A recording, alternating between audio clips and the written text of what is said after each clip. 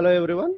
In this video, I'd like to continue Unit 1 A reading, Attitude is Altitude, and it is given as a title, Attitude is Altitude 2, Part 2. So let me share my textbook view so that we can continue with our lesson. Yeah, as I'm using old textbook, there are some something is edited in this textbook. That's why this due to his faith ఇక్కడ నుంచి ఈ 3 పారాగ్రాఫ్లు అనేవి model కొత్త text బుక్లో లేవు కాబట్టి ఈ మూడింటిని నేను ఎక్స్ప్లెయిన్ చేయడం లేదు. ఈ 3 పాత టెక్స్ట్ బుక్లో ఉండేవి కాబట్టి అవసరం లేదు. అక్కడ నుంచి కంటిన్యూ చేస్తాను. చూడండి సార్, పోయిన లెసన్లో నేను ఎక్కడి వరకు డిస్కస్ చేశానంటే I call it my chicken drumstick, మెల్బోర్న్లో నిక్ పుట్టాడని, Australia, he lives in Los Angeles అని చెప్పడం జరిగిందనమాట. సో అక్కడ నుంచి కంటిన్యూ చేస్తాను. చూసినట్లయితే ఈ కంటిన్యూషన్ పార్ట్లో మనకి చూసుకున్నట్లయితే వాటర్ స్పోర్ట్స్ ఆర్ అండ్ నీకు only thing. He also place golf with a club. ఇక్కడ club tucked under his chin, and he is huge fan of English Premier League. He is a huge fan of English Premier League. Water sports are Nick's only thing అంటే కేవలం water sports మాత్రమే కాదు. He also place golf కూడా ఆడతాడు.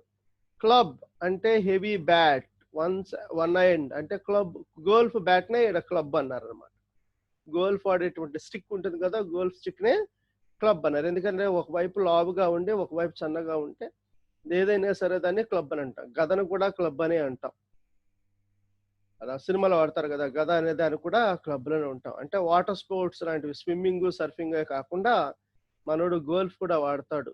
ఒక క్లబ్ని ఎలా పెట్టుకొని, టగ్డ్ అంటే కెప్ట్ అని పెట్టుకొని, అండర్ హిస్ చిన్ తన గెడ్డానికి గోడకి మధ్య, షోల్డర్కి గోడకి మధ్య పెట్టుకొని, and he is huge fan of English Premier League. తను ఇంగ్లీష్ ప్రీమియర్ లీగ్ కి చాలా పెద్ద fan. What is English Premier League అని డౌట్ రావచ్చు. మనకి ఇండియన్ ప్రీమియర్ లీగ్ అని వస్తుంది, దాన్నే మనం ఏమంటాం ఐపీఎల్. దీన్ని మనం క్రికెట్ లో ఆడతాం, ఐపీఎల్ అంటాం కదా, దీన్ని మనం క్రికెట్ లో ఆడతాం. అలాగే అక్కడ వాళ్ళు దీన్ని క్రికెట్ గా ఆడతారు.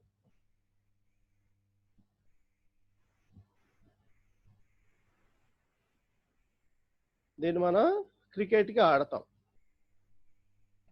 అక్కడ కూడా మనకి వాళ్ళకి ఏం జరుగుతుందంటే ఈపీఎల్, ఇంగ్లీష్ ప్రీమియర్ లీగ్. మనకి ఐపీఎల్ లాగానే ఇక్కడ వీళ్ళకి ఈపీఎల్ అని జరుగుతుంది. ఇది ఇంగ్లీష్ ప్రీమియర్ లీగ్ అని దీని అర్థం అనమాట. ఇది దేనికి జరుగుతుందంటే ఫుట్బాల్. దేనికి జరుగుతుంది? ఫుట్బాల్ కి జరుగుతుంది. He's a huge fan of football అని చెప్తున్నారు అనమాట. Is a huge fan of football అని చెప్తున్నారు. గుర్తుపెట్టుకోండి. అంటే ఇక్కడ English Premier, what game does the English Premier League belong to అని అడుగుతాడు. అప్పుడు మీరు ఏం రాయాలి? ఫుట్బాల్ అని చెప్పి రాయాలన్నమాట. Suppose I can make it text. చూసినట్లయితే ఇక్కడ చూడండి, మనకి ఇక్కడ ఐపీఎల్ జరుగుతుంది. ఇక్కడ ఐపీఎల్ అంటే ఏం చెప్పాను? Indian premier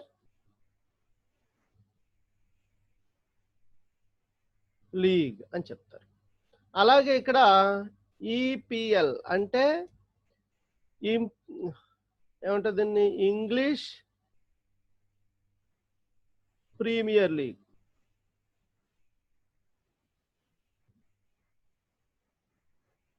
English Premier League. ఇక్కడ ఐపీఎల్ ఎక్కడ జరుగుతుంది? మనకి ఐపీఎల్ అనేది ఇండియాలో జరుగుతుంది. ఐపీఎల్ అనేది ఇండియాలో జరుగుతుంది. ఇండియాలో జరుగుతుంది. ఏ గేమ్ జరుగుతుంది? క్రికెట్ జరుగుతుంది. క్రికెట్ జరుగుతుంది. అలాగే ఈపీఎల్ అనేది ఎక్కడ జరుగుతుంది? యూకేలో జరుగుతుంది, యునైటెడ్ కింగ్డమ్స్లో జరుగుతుంది. ఓకేనా? ఏ గేమ్కి సంబంధించి జరుగుతుంది ఇది? ఫుట్బాల్కి సంబంధించి జరుగుతుంది అనే విషయాన్ని గుర్తుపెట్టుకోవాలన్నమాట మనం. అది ఇంగ్లీష్ ప్రీమియర్ లీగ్ అనేది ఐపీఎల్, ఈపీఎల్ గుర్తుపెట్టుకోండి. అసలు ఈపీఎల్ ఎక్కడ జరుగుతుంది, ఎలా జరుగుతుంది, ఏంటి అని చూసినట్లయితే ఈ ఈపీఎల్ అనేది ఎక్కడ జరుగుతుందంటే a football tournament, EPL అంటే English Premier League is a football tournament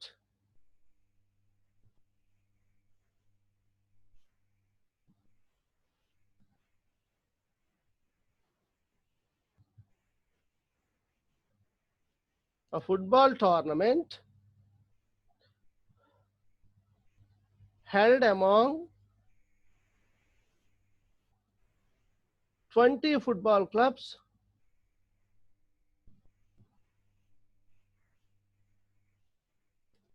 in UK. అంటే యూకేలో ఉన్నటువంటి 20 ఫుట్బాల్ క్లబ్స్ మధ్య జరిగేటటువంటి ఒక ఫుట్బాల్ లీగ్ని లేదా ఫుట్బాల్ టోర్నమెంట్నే మనం ఏమంటామంటే ఇంగ్లీష్ ప్రీమియర్ లీగ్ అని అంటాం. దాన్నే మనం ఏమంటాం? ఇంగ్లీష్ ప్రీమియర్ లీగ్ అని అంటాం. గుర్తుపెట్టుకోవాల్సింది.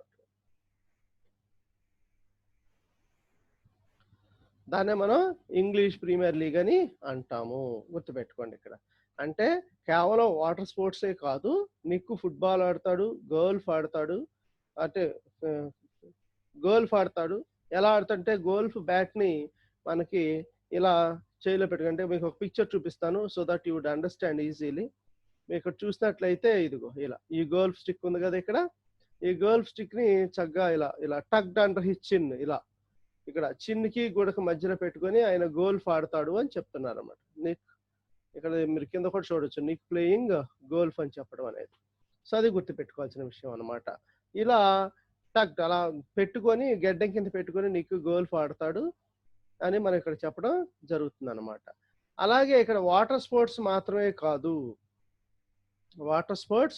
కాదు, నీకు ఫుట్బాల్ ఆడతాడు, గోల్ఫ్ ఆడతాడు అని కూడా చెప్పడం జరిగింది. ఫుట్బాల్ ఆడతాడు మరియు గోల్ఫ్ కూడా ఆడతారు అని. అలాగే he's a huge fan of English Premier League, తనకి ఇంగ్లీష్ ప్రీమియర్ లీగ్ అంటే చాలా ఇష్టం అని కూడా వినడం జరిగింది అనమాట.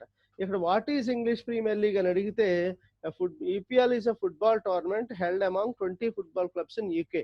యూకేలో మనకి ఇక్కడైతే 5 ఫ్రాంచైజీలు ఉంటాయి కదా, ఫ్రాంచైజీలు అక్కడైతే 20 ఫుట్బాల్ క్లబ్స్ ఉన్నాయి. వాటందరికి ఎవ్రీ ఇయర్ వాళ్ళకి మనకి జరుగుతూ ఉంటుంది అనమాట. ఏది ఫుట్బాల్ టోర్నమెంట్ జరుగుతుంది. ఆ టోర్నమెంట్ లో ఫుట్బాల్ మ్యాచెస్ అంటే నిక్కు బాగా ఇష్టం అని చెప్పడం జరిగింది అనమాట. అది అక్కడ జరిగినటువంటి విషయం. అలాగే ఇక నెక్స్ట్ కంటిన్యూ చేసినట్లయితే హిస్ పేరెంట్స్, ఇక్కడ his parents decided not to send him to a special school. ఇక్కడ స్పెషల్ స్కూల్ అంటే అర్థం ఏంటంటే school where disabled children are children with special needs study. ఓకేనా? అంటే కొంచెం ఫిజికల్లీ డిజేబుల్డ్ లేదా ఫిజికల్లీ ఛాలెంజ్డ్ లేదా ఫిజికల్లీ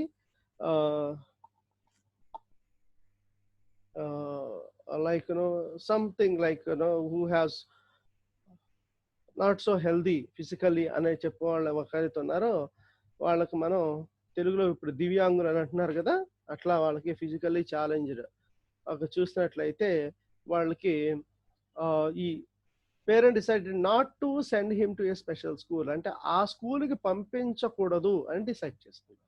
ఇక్కడ క్వశ్చన్ అడుగుతున్నాం, why did Nick's parents decide not to send him to a special school అని అడిగితే with an intention to make him independent అని రాయాలన్నమాట.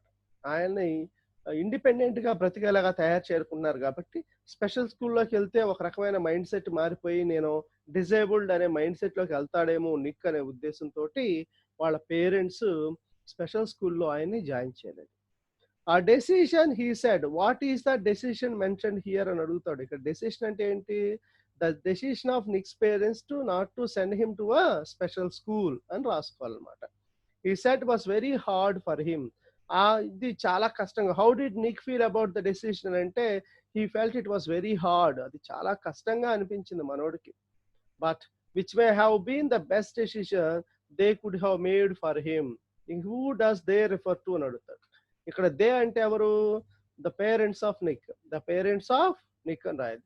హిమ్ రిఫర్ టు నిక్ అని రాస్తాను. Him refers to Nick. ఇక్కడ they refers to the parents of Nick అనే విషయాన్ని గుర్తుపెట్టుకోవాలన్నమాట మనం ఇక్కడ.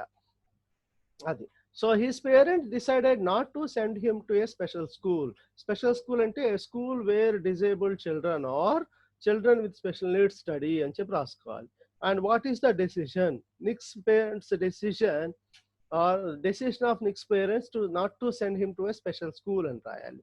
And how did Nick feel about the decision not to send him to a special school? He felt it was very hard for him. అది చాలా కష్టంగా అనిపించింది. But which may have been the best decision they could have made for him. Who does they refer to? They refer to the parents of Nick. And him అంటే ఇక్కడ what was the decision they made అంటే they made a decision not to send him to a special school and they joined him to a mainstream school అని చెప్పి రాసుకోవాలి.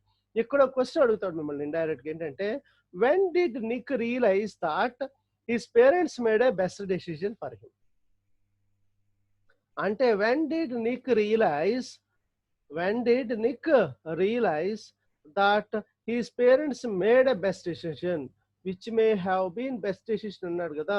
when did he realize that? అది ఎప్పుడు realise అంటే after achieving a degree in financial planning and ఓకేనా real estate అనే విషయాన్ని గుర్తుపెట్టుకోండి. After achieving a degree in financial planning and real estate. అప్పుడు అంటే ఒక డిగ్రీ పాస్ అయిన తర్వాత తనకి ఓకే మా అమ్మ నాన్న వాళ్ళు మెయిన్ స్ట్రీమ్ స్కూల్లో జాయిన్ చేసిన చాలా మంచి పని చేశారు కాబట్టి ఇప్పుడు నేను డిగ్రీ సంపాదించుకోగలిగాను అని చెప్పి అప్పుడు ఫీల్ అయ్యాడు అన్నమాట.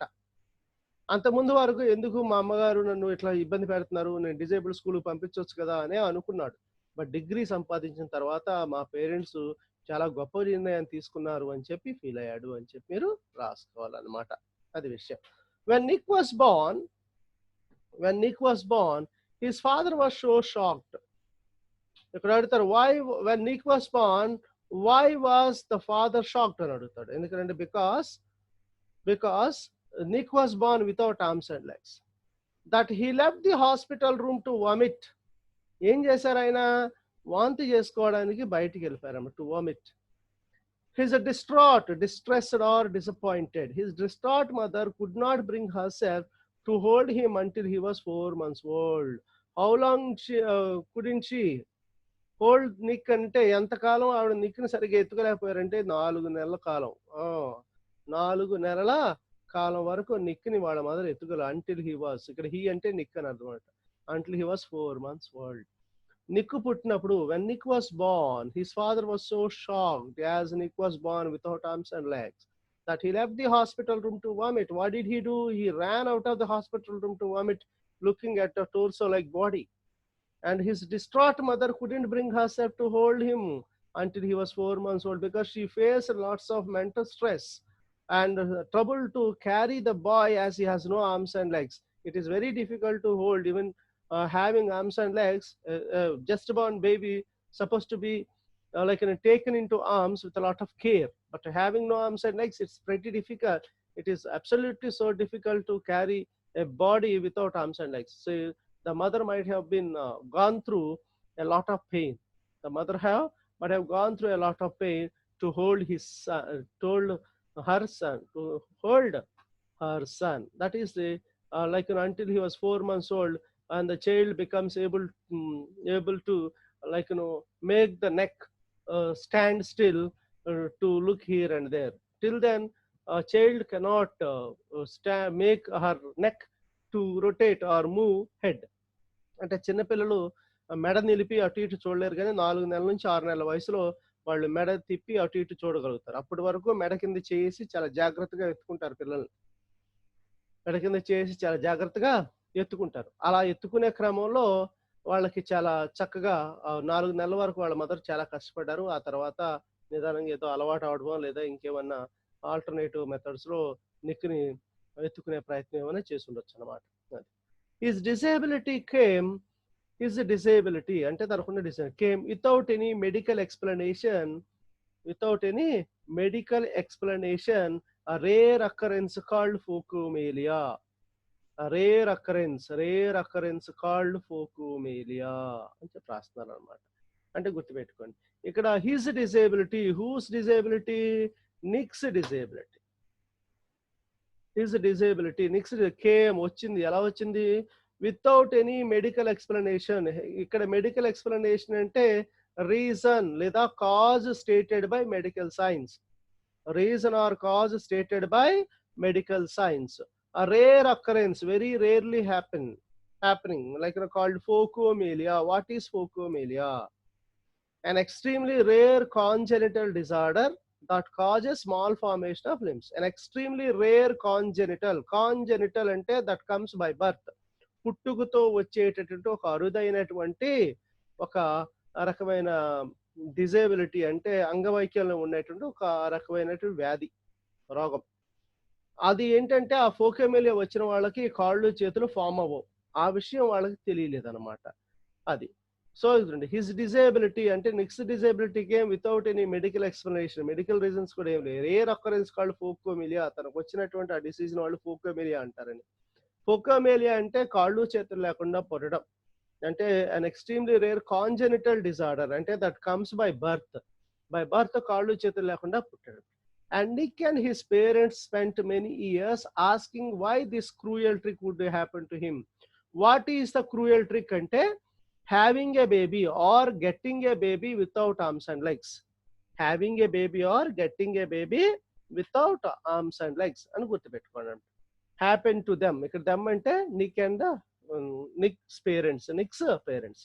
My mother was a nurse. Ante what was Nick's mother?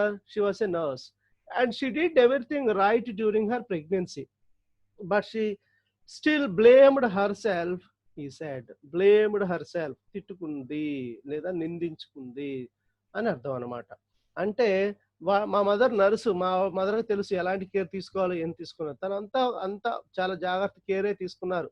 తను గర్భిణీగా ఉన్న టైంలో, అంటే ప్రెగ్నెంట్ గా ఉన్న టైంలో మా మదర్ ఎలాంటి కేర్ తీసుకోవాలి. ఎందుకంటే షీ వాజ్ ఎ నర్స్, తన నర్స్ కాబట్టి తను తీసుకోవాల్సిన కేర్ అంతా తీసుకున్నారు. బట్ స్టిల్ ఇంకా నేను ఏదైనా పొరపాటు చేశానేమో చెప్పి ఆవిడ తను చాలా సార్లు నిందించుకున్నారు. బ్లేమ్డ్ హర్ సెల్ఫ్, తను తిట్టుకున్నారు అని చెప్పి కూడా మనం చెప్తానమాట.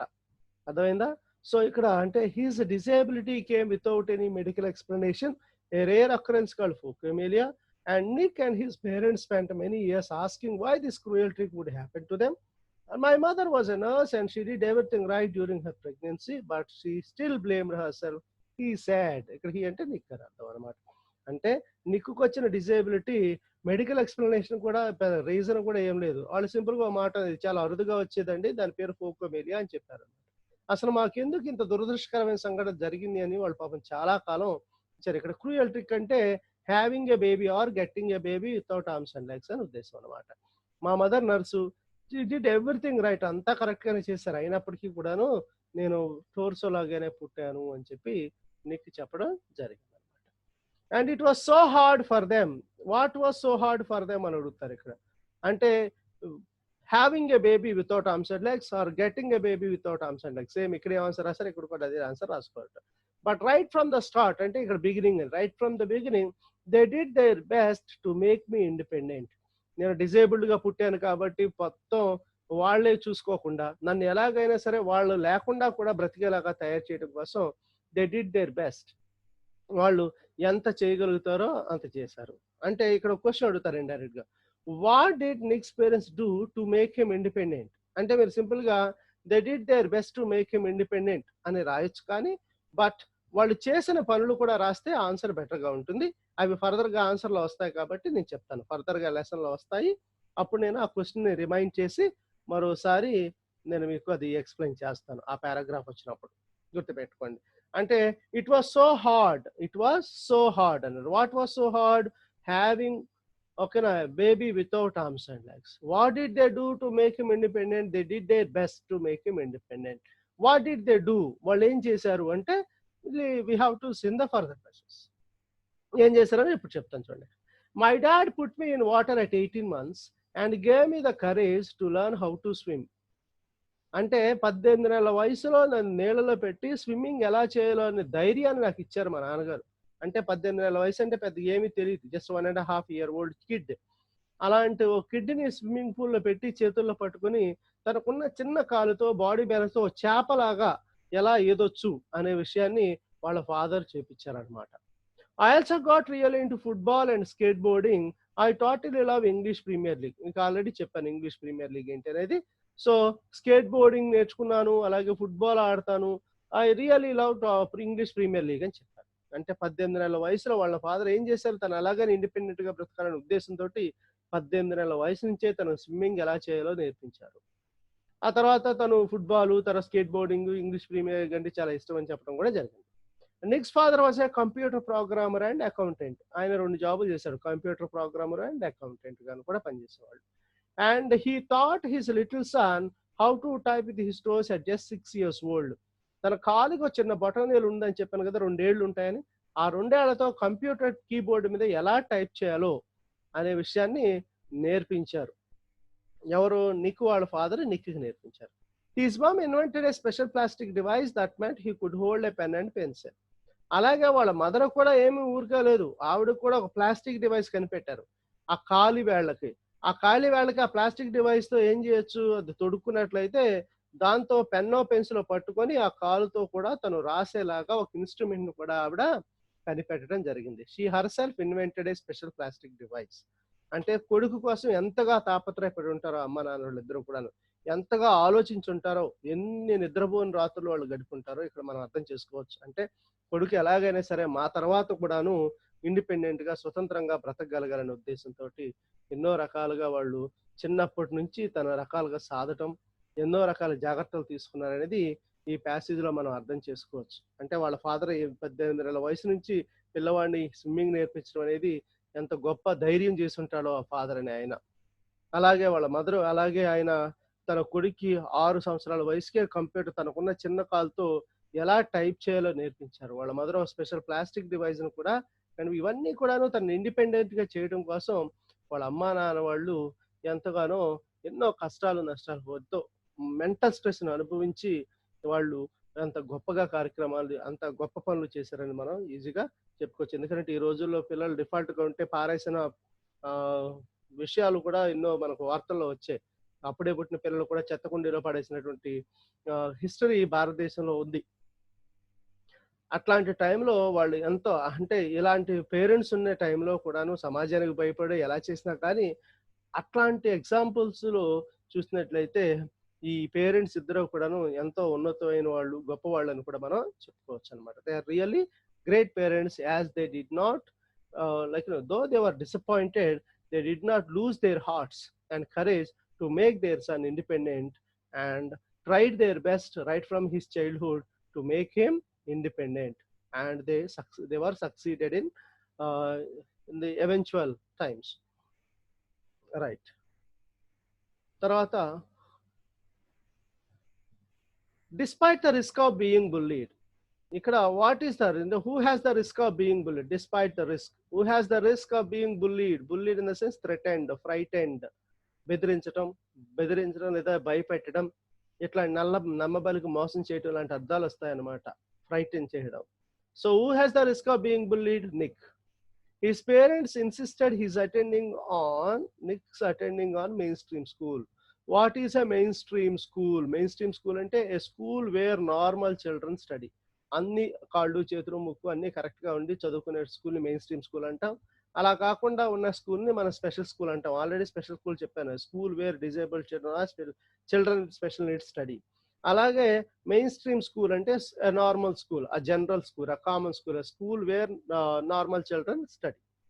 అయితే వాళ్ళు పిల్లలు ఏడిపిస్తారని తెలుసు, ఆట పట్టిస్తారని తెలుసు, వాళ్ళని కొడతారు, తిడతారని కూడా తెలుసు. అంత రిస్క్ ఉన్నప్పటికీ కూడాను they insisted, compelled, forced him to attend main stream school. Main stream స్కూల్లోనే జాయిన్ చేయాలి అని చెప్పి అనుకున్నారు అనమాట. And it was the best decision they could have made for me. వాళ్ళ పేరెంట్స్ అంటే నిక్స్ పేరెంట్స్ తీసుకున్న బెస్ట్ డిసిషన్ లో ఇదే best. Ads Nick, who later achieved a degree in financial planning and real estate. ఆ తర్వాత అలా మెయిన్ స్ట్రీమ్ స్కూల్లో చదువుకోబెట్టి ఆయన financial planning and real estate అని ఇందులో ఒక డిగ్రీ కూడా సంపాదించారు. And it was hard. అది మెయిన్ స్ట్రీమ్ లోకి పంపించడం అనేది చాలా కష్టంగా అనిపించింది. But gave me independence. What gave him independence అని అడుగుతాడు రేపు పొద్దున. What gave him independence? He studies at mainstream school. His studies at mainstream school.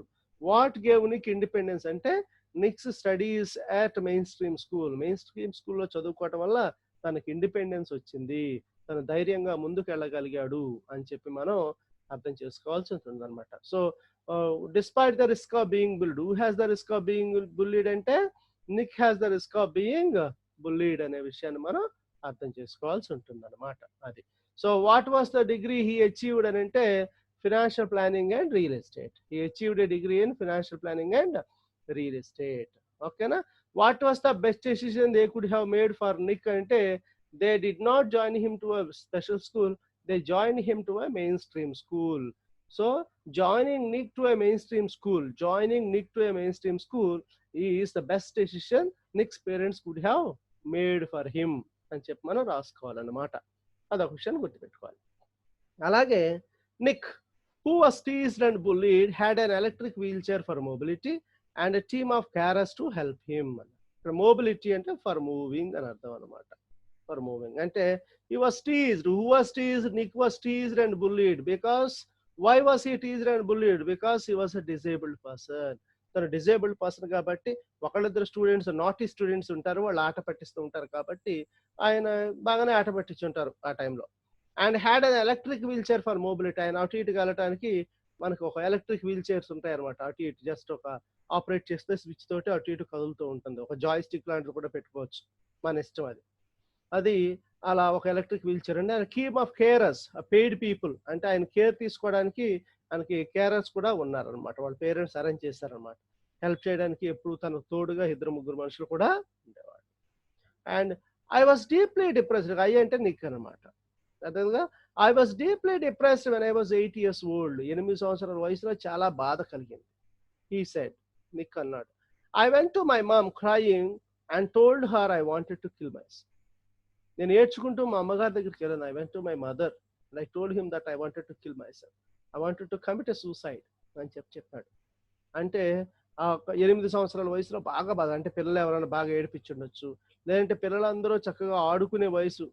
ఆ ఆడుకునే వయసులో మంచిగా పిల్లలందరినీ చూసి బాధపడి ఉంటాడు పాపం ఆయన. అయ్యో నేను ఆడుకోలేకపోతున్నాను, నా పెద్ద పరిస్థితి ఏంటి అనే విషయం బాగా అనిపించి పాపం వాడు మదర్ దగ్గరికి వెళ్ళి అన్నాడు అనమాట, అమ్మా నేను చచ్చిపోతానమ్మా ఎందుకు అని.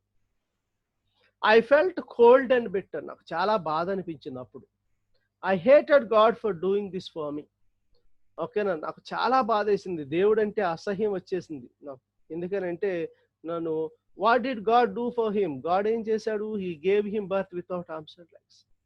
దేవుడు చాలా బాధపడ్డాడు. Why did Nick feel cold and bitter? Because he was a disabled person as he was bullied and teased by other students. ఓకేనా? డిజేబుల్డ్ పర్సన్ కాబట్టి వేరే వాళ్ళతో బెదిరించడం ఏడిపించడం ఆయన చేశారు కాబట్టి బాగా బాధ అనిపించింది. అందుకనే వాళ్ళ మదర్ దగ్గర చచ్చిపోతానని చెప్పాడు ఏడ్చుకుంటూ వెళ్ళి.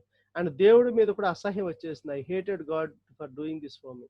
నాకు ఇలా కాళ్ళు చేతులు జన్మ ఇచ్చినందుకు నాకు చాలా బాధ వేసింది, దేవుని కూడా తిట్టుకుంది. And was terrified of what would happen to me. ఓకేనా? What would happen when my parents weren't there to look after me. అంటే చాలా భయం వేసింది, ఒక ఆలోచన వచ్చింది మనసులోకి. ఓకేనా?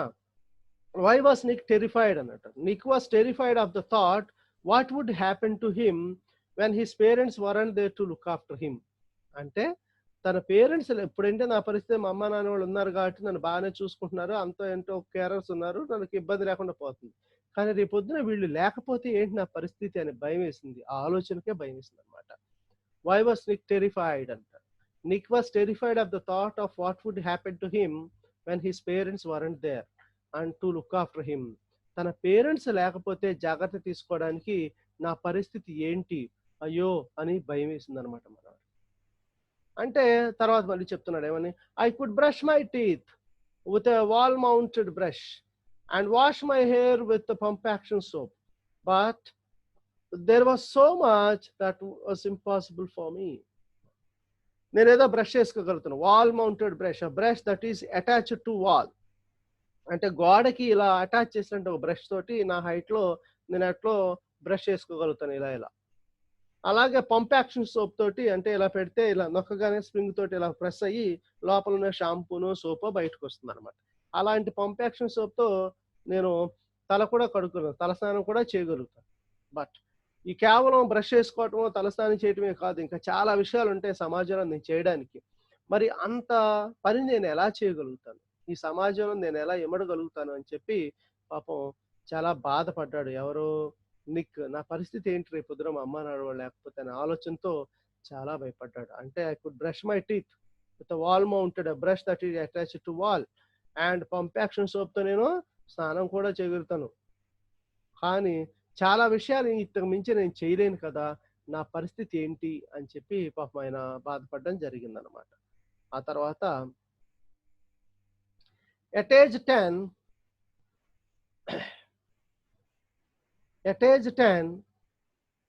గుర్తుపెట్టుకొని 8 ఏళ్ల వయసులో మనోడు వాళ్ళ మదర్ దగ్గర చచ్చిపోతానన్నాడు.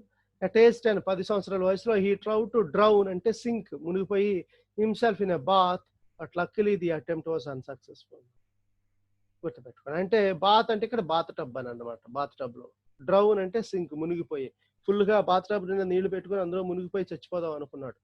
But the attempt was unsuccessful. అంటే మదరో ఎవరో చూస్తుంటారు, కేరస్ వాళ్ళు ఉన్నారు కదా, ఎవరో ఒకళ్ళు చూసి మనోడిని బయటపడేసి ఉంటారు. ఎలా అందువల్ల సరే అదృష్టశాత్తు అప్పుడు 10 ఏళ్ల వయసులో తను చేసిన సూసైడ్ అటెంప్ట్ అనేది పోయింది. 10 ఏళ్ల వయసులో అంటే 8 ఏళ్ల వయసులో బాధ కలిగి వాళ్ళ మదర్ని చచ్చిపోతానని చెప్పాడు. ఆ తర్వాత 10 ఏళ్ల వయసులో మనోడు సూసైడ్ అటెంప్ట్ చేశాడు, ఎలాగైనా నీళ్లలో మునిగి చచ్చిపోదామని. బట్ లక్కీగా ఎవరో చూసి మనోడిని సేవ్ చేశారు. I felt there was no purpose. అంటే నా జీవితానికి ఒక అర్థం లేదు, ఒక సార్థకత అనేది లేదు. కాబట్టి when you lakh purpose and strength, బ్రతకడానికి నీకు ఒక సార్థకత లేనప్పుడు, బ్రతికే శక్తి లేనప్పుడు, బ్రతకడానికి నీకు సార్థకత లేనప్పుడు, బ్రతికే శక్తి లేనప్పుడు it is hard to hold on. బ్రతకాలి అనిపించడం అనేది ఇక్కడ చాలా కష్టమైనటువంటి అంశం. It is hard to hold on. ఎలాగైనా ఉండాలి, బ్రతుకుతాం, ఏదో చేద్దాం అని అనిపించడం చాలా కష్టం. హీ సెడ్, నిక్ అన్నాడు. నేను ఎందుకు అటెంప్ట్ చేశానంటే సూసైడ్ని, I felt there was no purpose. నా జీవితానికి ఒక పర్పస్, ఒక పని, యూజ్ అనేది ఏమి లేదు. And when you lakh purpose, అలాంటి ఉపయోగం లేనప్పుడు, స్ట్రెంగ్త్ శక్తి కూడా లేనప్పుడు మనకు బ్రతకాలనిపించడం చాలా కష్టం. But with the help of my religion, నా మతం సహాయంతో, ఫ్రెండ్స్ నా స్నేహితుల సహాయంతో, మై ఫ్యామిలీ నా కుటుంబ సహాయంతో, Nick managed to pull through to become an international symbol of triumph over adversity. But వాళ్ళ ఫ్రెండ్స్ తోటి వాళ్ళ ఎలాగైనా సహాయంతో he manage to pull through the life, ఎలాగలాగా జీవితాన్ని ఈడ్చుకొస్తూ ఉన్నాడు. ఏ స్థాయికి తీసుకొచ్చాడంటే ఆ జీవితాన్ని, he has become an international symbol of triumph over, triumph అంటే విక్టరీ, విజేతగా, దేని మీద, అడ్వర్సిటీ, డిఫికల్టీస్, కష్టాన్ని జయించిన ఓ విజేతగా, ప్రపంచ ప్రసిద్ధిగాంచిన వ్యక్తిగా ఎదగగలిగాడు. ఒకనొక టైంలో ఏమనుకున్నాడు, నా జీవితానికి అర్థమే లేదనుకున్నాడు, నేను చచ్చిపోదాం అనుకున్నాడు, నాకు స్ట్రెంగ్త్ లేదనుకున్నాడు. అలాంటి వ్యక్తి ఎంతో మంది జీవితాలకి బలాన్ని ఇచ్చే వ్యక్తిగా, ఎంతో మంది జీవితాల్లో ఉన్నటువంటి యూజ్ని, పర్పస్ని రియలైజ్ చేసే వ్యక్తిగా, ఎన్నో కష్టాలను అధిగమించి సక్సెస్ఫుల్ పర్సన్గా, అంటే విజేతగా, కష్టాన్ని గెలిచిన ఓ విజేతగా నిలిచేంతగా తన జీవితాన్ని ఆయన మార్చుకున్నారు అని చెప్పి చెప్తారు. ఎలా మార్చుకోగలిగాడు, ఆ జీవితానికి అంత మోటివేషన్ ఎక్కడి నుంచి వచ్చింది, ఆ కరేజ్ అంతా ఎలా వచ్చింది అని చెప్తున్నారు అన్నమాట. గుర్తుపెట్టుకోండి. మరోసారి చదువుతానండి ఈ ప్యాసేజ్, జాగ్రత్తగా చూడండి. అదేంటంటే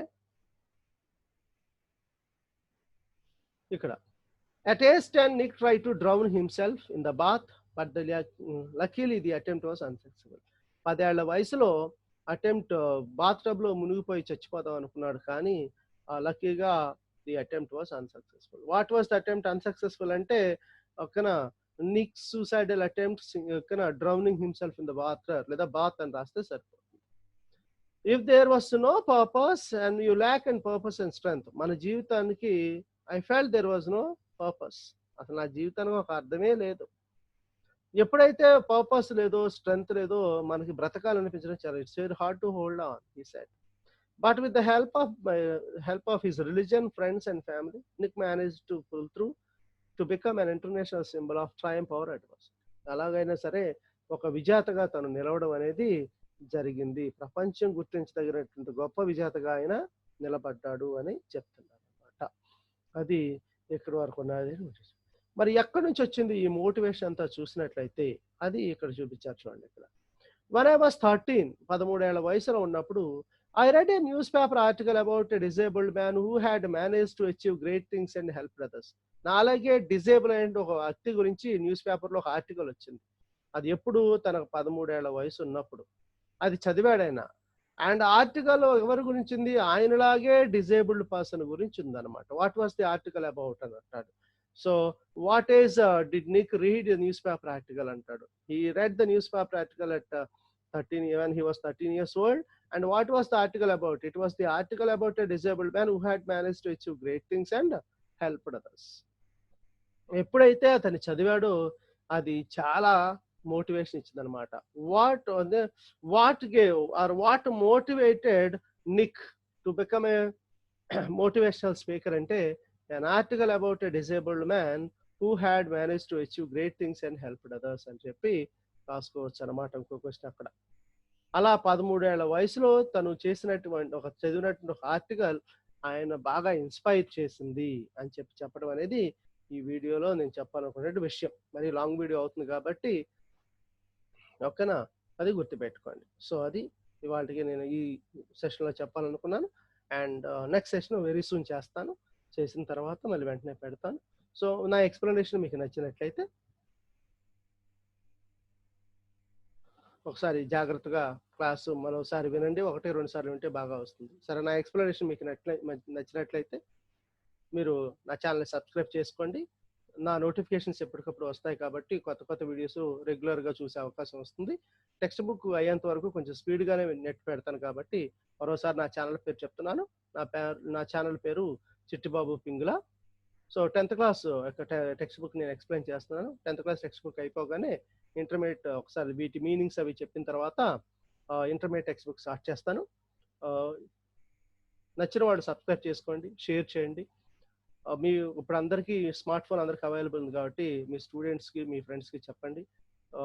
నన్ను సపోర్ట్ చేస్తారని ఆశిస్తూ, నచ్చినట్లయితే సబ్స్క్రైబ్ చేసుకుని బెల్ ఐకాన్ కొట్టండి. బెల్ ఐకాన్ నొక్కినట్లయితే నా నోటిఫికేషన్స్ ఎప్పటికప్పుడు వస్తాయి కాబట్టి thank you so much. I wish you all good luck. Thank you so much.